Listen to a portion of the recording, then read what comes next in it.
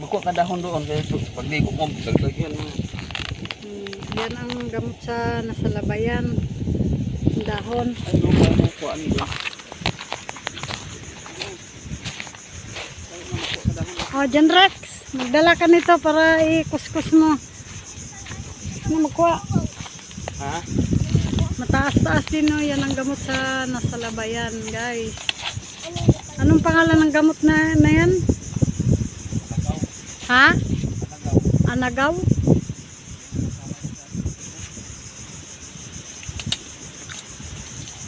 Yung sanga nito, gamot din to.